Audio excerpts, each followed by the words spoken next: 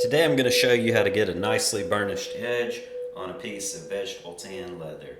So you start with a quality piece of vegetable tan leather.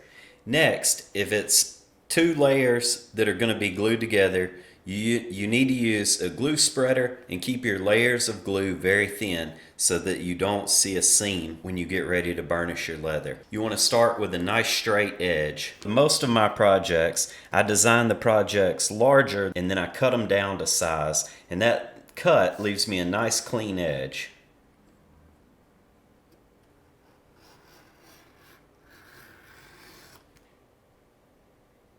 Now we have a nice clean edge to begin. At this point, you would probably mark your stitching line and begin sewing up your project. Since we're not sewing today, we're going to come back and bevel the edge on both sides.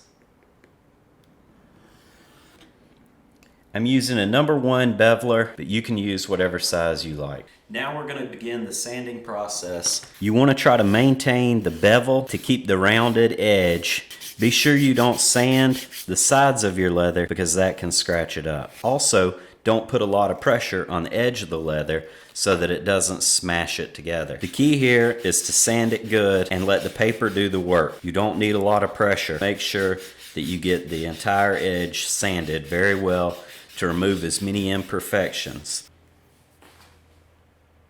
Now that we've finished sanding with 400 grit, we're going to apply a very light coat of dye to the edge of our project. And we're going to burnish with a wooden slicker. And all you need is very gentle pressure here.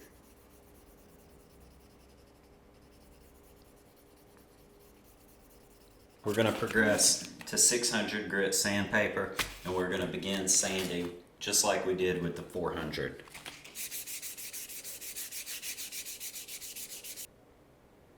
Now that we've sanded everything with 600 grit, we're going to come back and apply another light coat of dye and burnish.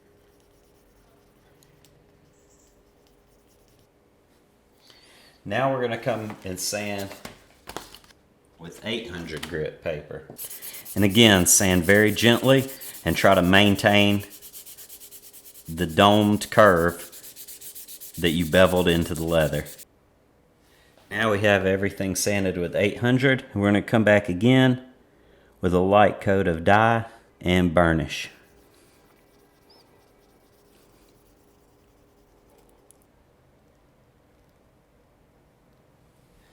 Now we're going to progress to 1500 grit, and this is where our polish really begins.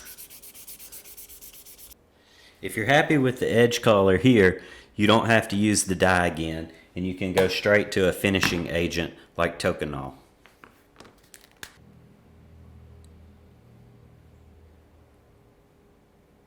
We'll apply a light coat along the edge and then come back with a piece of heavy canvas, and we're going to burnish.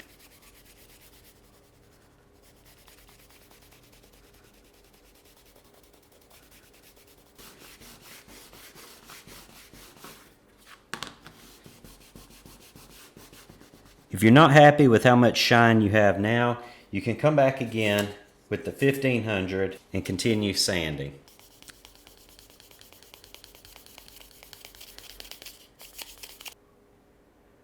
We'll come back with a second coat of Tokonol and see if we can improve the shine.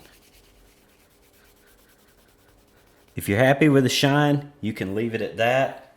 Some people like to finish with a wax. We're going to finish up at this point here. I'm going to add a little bit of wax just gently into the edge.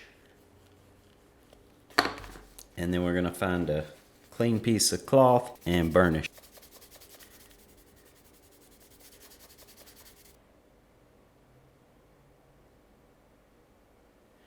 And I hope that shows you just how easy it is to get a high shine by hand burnishing your leather edges.